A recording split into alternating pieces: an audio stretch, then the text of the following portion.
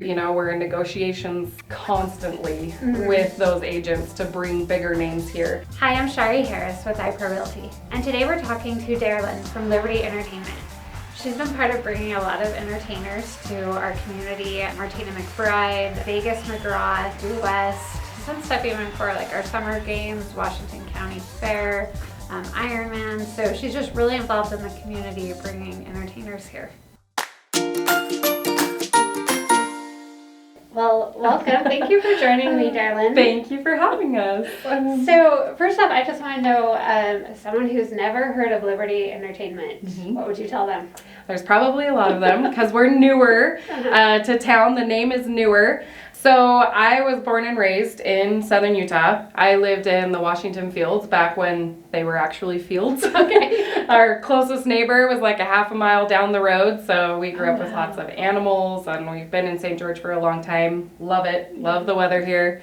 So Liberty Entertainment is a promotion, production, and management solution for live entertainment and events. I know that's a big mouthful. Yes. But that means that we can bring in an artist or an event, and we promote it and produce it and bring in all the different teams to pull that off at a venue in southern Utah. Or like last year, we were contracted by Tuacahn Amphitheater to come in and take over their concert events. So we just brought in all the teams to do their shows. Wow. And so we can do really all kinds of entertainment and events, and we've been involved in events in southern Utah for half of my life, if not more, I guess. So with Precision Productions, who's kind of our sister company, we do everything with them. We've done like Huntsman World Senior Games and the Ironman World Championship and everything down to like the Washington County Fair. So wow, you're a busy lady. Yeah. Those are some big things. Well, it's never the same thing twice, you know. It's better than going to an office every day. That's true. So true. So what's probably like your favorite event that you've done here? Or that's hard to choose. You can choose more than one. Okay. That's kind of hard to choose because there's things that I like about lots of different events. I really love working with the Huntsman World Senior Games. Kyle Case and the Huntsman family are really great to work with, but we also get to work with Diamond Talent, who does the show. And it just always turns into a really cool event. Yeah. I love Jubilee of Trees. I'm going to say old school Jubilee of Trees because they've kind of gone virtual the last couple of years with the pandemic, but I just like the atmosphere and the environment they create there, and that we get to do local talent all week long and those kinds of things. But I really love concerts too. So all the concerts that come to southern Utah, I probably couldn't pick a very favorite. Okay. But I just like a concert day, which is usually like a 16 to 18 hour day, so it's not for everyone. Oh, yes. But I really enjoy it. Oh, that's cool. So bringing up COVID, that's just interesting. So yeah. how is that impacting you still now? A lot of people will ask about COVID and St. George area. Yeah, because we have a lot of freedoms here that many people don't. But it's interesting, when we started our own company and we were trying to come up with a name, you go through this whole process, right? Is the domain available, and does it feel right, and does it fit what you're trying to do? And Liberty kind of fell into our lap, I like to say. When we read the definition and we started thinking about it, it just fit so well because we wanted the freedom to be able to do events the way we wanted to, not under someone else. And we also wanted to fight for the freedom to gather and to keep live entertainment going, you know, when it took a major hit for a couple of years. So Liberty Entertainment actually came from, you know, we want to fight for that freedom to stay doing live entertainment and events. Oh, I love that. I really do. That's so awesome. So let's talk about some of your successes or failures. Yeah, well, some of the biggest challenges we've had as a young company who doesn't feel very young in the industry. Yeah. It's been frustrating because you work through agents, right? So very few artists work directly when you book. They all have an agency. And so we have to work up an offer based on the venue, the capacity, the demographics of the area, all these different things. And we have to put together kind of a detailed offer sheet to send to the agent. And then they kind of proof it before they'll ever send it on to an artist. And an agent wants to see a long history of successful events. And so that's been challenging, that we want to show them we're capable of pulling them off, and we have been, just not as the head honcho per se. But so the few that have given us a chance have actually been mostly direct artist bookings. Okay. Or, we're in negotiations constantly with those agents to bring bigger names here. Okay. It's just a process and a frustrating one. So that's been a challenge, and we're looking forward to that. So would you say pretty well all of your shows are family friendly, or? Not necessarily. So, I mean, we have a standard that we wouldn't bring. We just don't want to bring someone that incites violence, for example. You hear on the news sometimes that festivals and concerts, people get trampled or things happen. And so that's what I kind of mean by vet the entertainment we choose. We don't want to bring anybody that would make an unsafe environment, whether by what they're promoting, by what they're saying. So we kind of vet them that way. Not all shows, I would suggest bringing kids. But we definitely want to bring all forms. So give families a chance to have an outing. Give adults a chance to do something a little more grown up, I guess, a little more date night-ish. And venue options in Southern Utah is another big challenge. We're very limited on what we have, which is surprising based on the way we're growing. We only have a handful of venues, and none of them are ideal for concerts.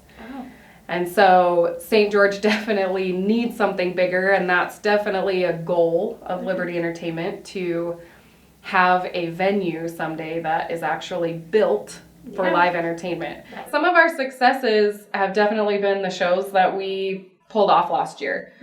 We had raving reviews from not only the audience that enjoyed the show, but the artists themselves gave us feedback that was really motivating and satisfying. We had every single show someone say that they had never been treated so well, or they'd never had a show so organized or so well done. And so those kinds of things have really helped us to keep going and to grow. Just kind of, I guess, a confirmation that we can do it. And so those were both a big deal for us. No, that's good. And what about, so you mentioned the entertainers and the offers. How are you choosing who you're trying to bring here? How do you, there's so many out there. There's so many out there, and it's really overwhelming. So there's a couple different ways we can go about it. A lot of times, especially through our social media pages, we ask the community for feedback. What genre do you want? Or what artists are you listening to right now? So Southern Utah is a very country fan-based demographic, but there's a few others in there. So we kind of narrow it down either from their feedback, or when people ask us to look into a specific artist, we have websites that we subscribe to that give us information on, how big of venues are they selling? How many tickets are they selling on average, and that kind of thing. So there's a lot of research involved, from being asked, can you bring Taylor Swift? Well, St. George doesn't have a stadium big enough to make that an affordable ticket or a realistic endeavor yet. Right? So we kind of have to look at our demographic, at our budget, what people are willing to spend on a ticket. And so there's a lot of research that goes into someone saying, hey, can you bring this comedian or this artist or this whoever? The biggest venue we have would be the college football stadium, right, which holds about 15,000 people if you use the grass area. But even then, some of these artists cost like $3 million to walk on stage for one night. So, and granted, they pay a lot of people in their entourage and their tour and whatnot, but some of them have a very high rate. So bringing them is possible, but I don't know if it's probable. What do you do as far as price point when you're looking at like, is there a price point that you just know this area is not going to spend? Because I know that I've talked to clients who come here from another state and they're like shocked by the low prices of some things, you know, and they're like, really, it's only this much? So like, do you have like a price point idea for us Well, it's interesting, and I will admit we probably don't have it 100% figured out. Yeah. Because the more people that move here from other places do have that shock value of how affordable it is, some things, and then the ones who, you know, have lived here forever are like, $20? That's so expensive for a night out. And we can understand both sides of that. And so our ticket price is solely determined by that offer sheet we talked about, you know, for what we have to pay for the artist fee, for the stage, the lights, the audio, the venue, the security, the insurance. You know, there's a long list of costs that go into putting on a show. And so we put all of those costs together and we determine a ticket price to where we'll be able to make a living doing this and keep bringing people. So, I mean, the first show we brought was like a $20, $22 ticket. The next show, $32. Hypnohic is $15, you know, and so it varies a lot based on the artists we bring. If we bring one of those bigger artists, it will be a more expensive price ticket. And I think there's people willing to pay that because lots of people will travel to Las Vegas or Salt Lake or wherever, you know, to see those bigger names. That's true. And so I think if we brought them here, people would be willing to pay a good amount to not leave home. Yes. No. So, that's so true. if we could find a venue to put them in, we would do it. Yes. As far as the venue, do you have any ideas how far out that may be? It's hard to say. I will say that we've been working with people to try to make that a reality for a couple years already. There's a lot of like demographic studies and surveys and red tape that you have to get through to justify that the community needs one. So there's been a lot of that legwork going into it at this point that nobody sees and nobody hears about. But it is moving. It's just very, very hard to say how long that will take. And how many people do you picture this venue being able to seat at one time? So I think that 3,500 is a pretty sweet spot for a lot of people, a lot of artists, you know, that it would probably be a higher end price ticket for a big name, but it could be a really affordable ticket for like an up and coming artist or, you know, maybe a has-been, I hate to call them that, but like on the tail end of their career artist. But that's something that will be determined on those demographic studies as well, you know, and the investors who are putting money in to see that happen. You know, that's a big part of it. If we get the money to build a stadium arena, you know, maybe. But no, that would be amazing. I know our family would enjoy something like that. Bring the investors, please. Yes. So, thinking to the future, I know we've talked a lot about a bigger venue. What are other future goals that you guys have? So we just want to bring some consistency of quality entertainment to the community. I know that there's a few annual events, like St. George has a lot of athletic events. You know, we have beautiful weather for marathons and baseball tournaments and all those kinds of things. And Tuacahn has brought a great element of, you know, their Broadway season, and they've really upped their concert season game. But we want to keep building events and entertainment that people can trust. Kind of to the point that if someone doesn't know the artist by name or doesn't know the comedian very well, if they saw it was a Liberty Entertainment show, they would trust our brand to say, well, that's going to be a good show because I know it will have the best audio, the best lights, you know, it'll be a good experience. So we just want to build that brand that no matter who we're bringing or where we're bringing them, they know that it will be worth the money they pay. And how do your kids fit in with everything? You say they're younger. How they young are. So we have a 6-year-old and a 2-year-old. And they are absolutely involved. So they hang posters.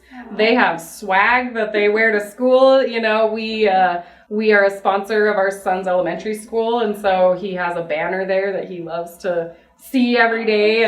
And but they throw candy on our parade floats. They sit at booths when we promote shows. They're very involved, and they love it. They know when they see that logo, that's Liberty Entertainment, and that's ours. And so that's so sweet. Yeah, we want to build a good thing for them. We want to build a good thing for our family, for our community, and just like I said, a brand people can trust. Yeah, and I love that, how you're giving back to the community. Yeah, and you made it a family affair. Yes, yes. That's wonderful. Thank you so much for watching. And if you're new to my channel, please hit subscribe so you don't miss out on information about what's going on in our community and about the real estate market. I'll talk to you soon.